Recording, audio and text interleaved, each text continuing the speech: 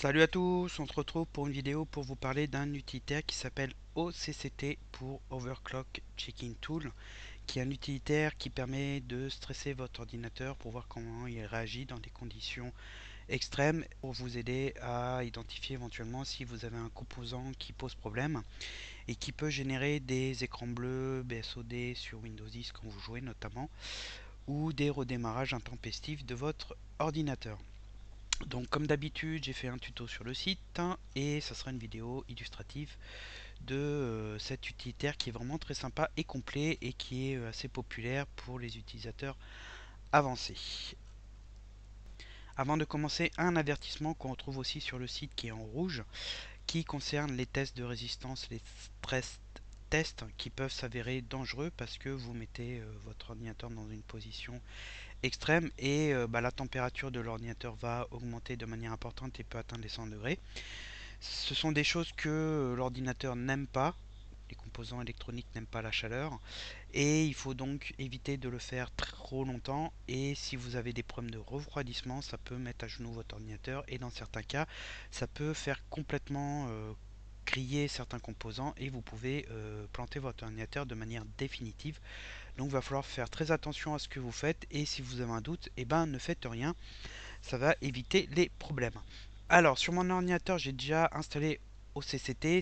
Il existe en version gratuite.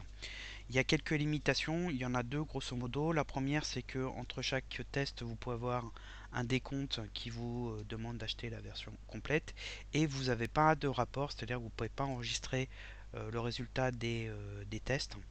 Mais ça donne déjà un aperçu assez sympa de ce qui se passe sur votre ordinateur. Comme vous pouvez voir sur la capture ici qui vous présente le contenu.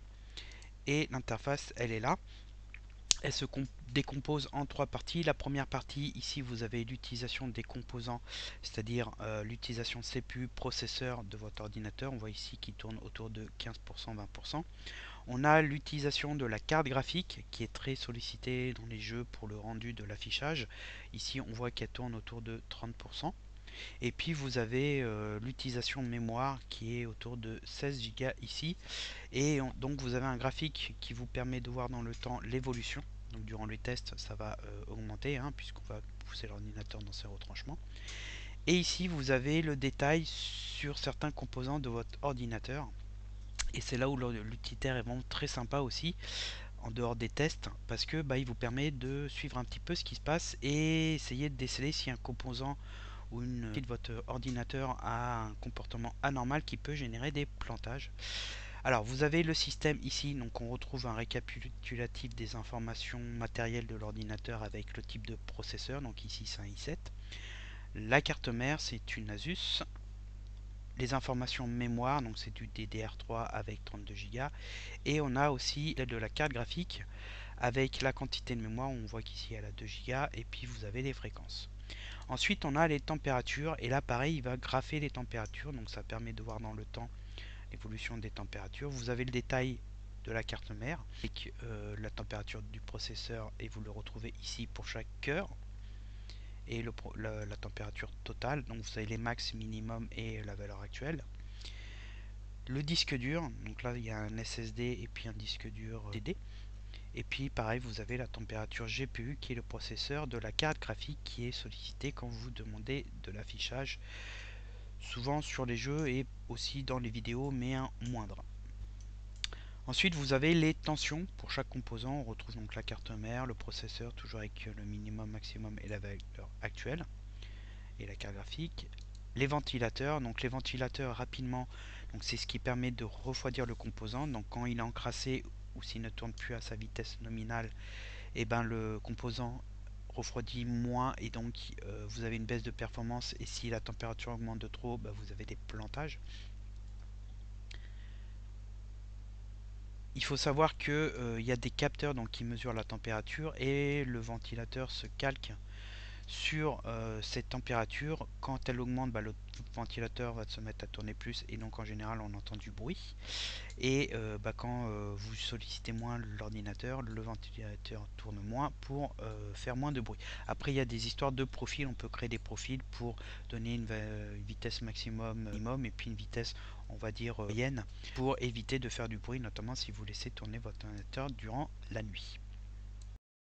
Ensuite, vous avez les puissances. Donc ça, c'est pas mal parce que vous pouvez avoir la consommation électrique par composant. Il faut savoir que quand vous avez des composants, on va dire puissants, donc par exemple une carte graphique récente pour des gamers et un processeur, il faut avoir une bonne alimentation derrière pour qu'elle suive.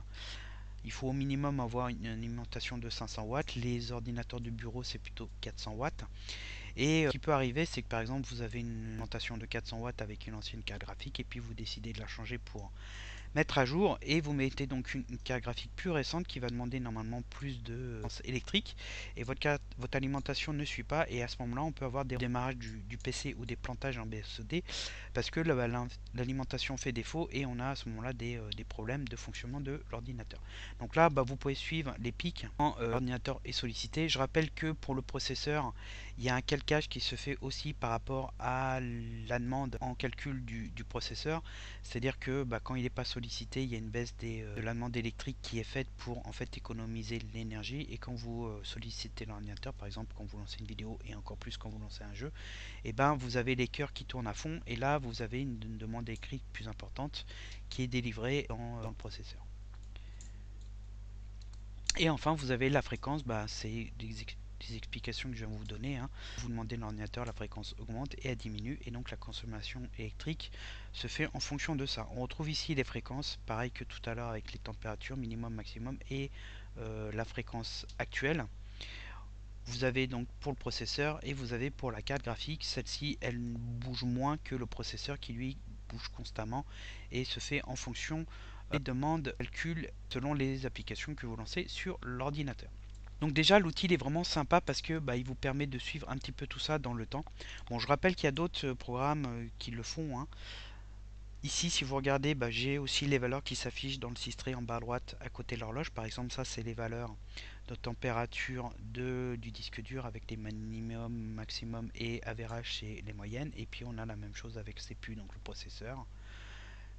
Un autre disque, les corps. Et après on a l'utilisation réseau et après vous avez température. Ça c'est HW Info qui le donne, qui se présente ici et qui donne un petit peu des informations supplémentaires. On a les détails des voltages, on a aussi l'état du disque dur avec les informations smart et réseau, si vous avez un ordinateur portable, la batterie et son état, la santé, etc. etc. Donc ça permet aussi de suivre un petit peu en même temps, même si OCCT donne déjà un petit peu toutes ces informations, on peut fonctionner en autonome là-dessus. Ensuite, la troisième partie, ce sont les tests. Donc vous les avez ici en ligne. Donc on a OCCT, Linkpack, 3D, etc. Ici, vous définissez le temps.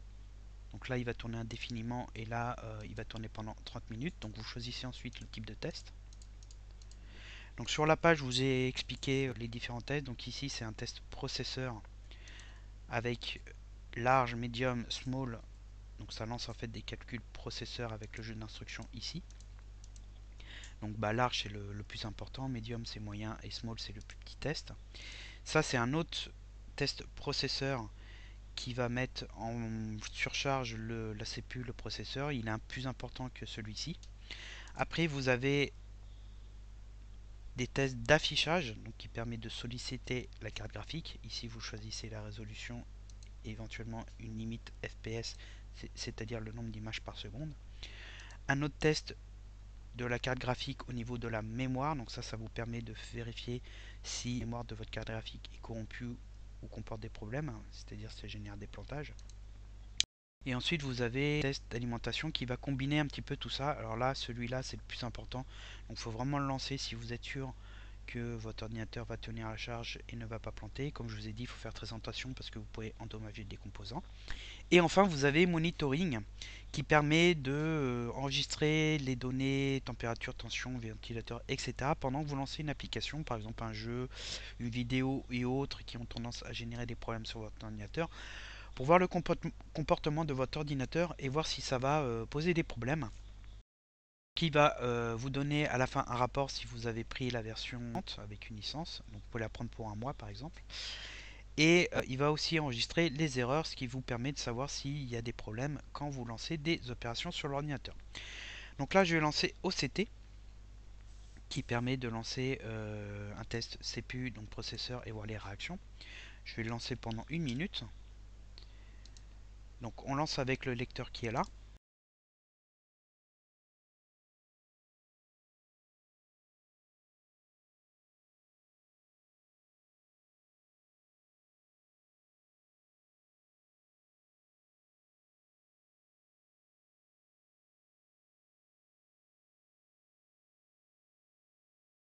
Et on a aussi une consommation qui monte un petit peu à 140-150 watts au niveau du bloc d'alimentation, et les fréquences qui devraient aussi augmenter au niveau des différents cœurs. Donc là vous avez le décompte qui se fait, donc il reste à peu près 20 secondes. Ici il m'indique qu'il y a 0 erreur de calcul qui est détectée sur le processeur, donc tout va bien.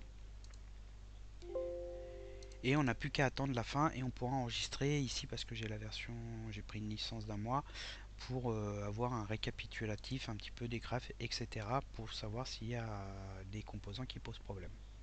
Donc là on voit aussi que ça augmente, hein, on est à 100% du processeur, ce qui est logique, hein. Et là ça diminue parce que le test est terminé. Donc là moi j'ai une disquette, ça me permet d'enregistrer une image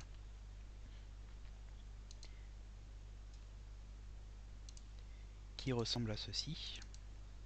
Donc ça vous fait un graphe, donc vous avez le résultat, donc vous avez le temps du test. Donc là il m'indique qu'il y a 0 erreur détectée, c'était sur les 8 heures. Et puis vous avez la température dans le temps, donc en gros ça tourne autour de 100 degrés, ce qui est très important pour un processeur. Il faut savoir qu'au-dessus de 65 degrés vous avez une perte de performance, et plus la température est haute, plus la baisse de performance est importante. Vous avez l'utilisation de CPU qui est à 100 tout le long du test, hein, logique. Et puis vous avez la puissance qui est montée à peu près à 150 watts. La mémoire n'a pas bougé puisque on n'a pas enregistré de données, et donc la mémoire n'est pas sollicitée. Les tensions et le ventilateur qui est à tourner autour de 2500 tours par minute, qui est à peu près normal. Et puis vous avez aussi la fréquence ici. Donc il faut voir ici si vous avez des erreurs, et vous pouvez faire donc les différents tests pour carte graphique. Donc rapidement ça se présente comme ça. Donc là vous avez un affichage qui se fait. Là on entend le ventilo du processeur de la carte graphique, et puis on voit que ça commence à augmenter ici. Et puis vous avez les températures qui s'affichent là, la mémoire, et puis le temps et le nombre d'images par seconde qui est autour de 45. Donc là le ventilateur du GPU augmente, logique, hein, et éventuellement aussi la puissance, mais c'est moindre que le processeur tout à l'heure. Donc là on voit elle a à peu près doublé, hein, la fréquence de la carte graphique, hein, puisqu'elle est passée à 1000 MHz alors qu'elle était à 500. Et la température augmente un petit peu, elle est à 80, ce qui commence à faire. Mais le test va bientôt se terminer.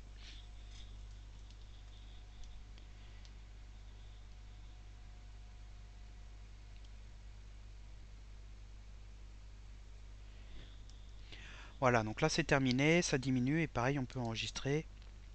Puis pareil on voit que ça augmente, hein, on a le résultat, mais on n'a pas d'erreur. Donc tout va bien, le PC globalement réagit bien. Donc le test là il est d'1 minute, ce qui n'est pas forcément probant. Après il faut voir si vous avez des problèmes de refroidissement, il ne faut pas laisser tourner trop longtemps. Si vous n'avez pas de problème, vous pouvez laisser 5 minutes. Il y en a qui sur les forums qui disent qu'il faut laisser 20 minutes. En tout cas, il ne faut pas laisser plusieurs heures, ça c'est clair, parce que vous allez provoquer des problèmes sur les composants et vous allez réduire leur durée de vie. Mais en tout cas, avec les informations qui sont données sur l'utilitaire, ça vous permet déjà de voir s'il y a des erreurs qui sont détectées, et un petit peu voir comment réagit les ventilateurs, la tension, etc. pour éventuellement déceler un problème de fonctionnement de votre ordinateur qui peut causer des écrans bleus ou plantage, et vous aider un petit peu à déterminer s'il y a un problème matériel là-dessous. Après, les meilleurs tests, ça reste quand même de tester avec d'autres matos, c'est-à-dire que tester par exemple votre carte graphique sur un autre ordinateur, ou inversement une autre carte graphique sur votre ordinateur, et un petit peu voir si ça plante ou pas. Après, les autres tests ultimes, c'est de installer un autre Windows. Par exemple, vous êtes en Windows 10, vous installez un 8 pour voir un petit peu comment ça réagit. Et si ça plante aussi, il y a des chances que ce soit matériel.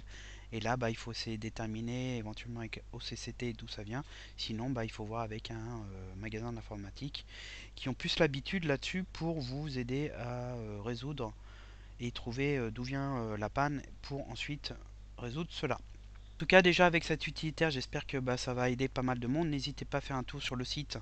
Il y a d'autres conseils. Et si la vidéo vous a plu et vous a aidé, vous pouvez faire un petit partage et un pouce vers le haut. Et je vous dis à bientôt pour d'autres vidéos.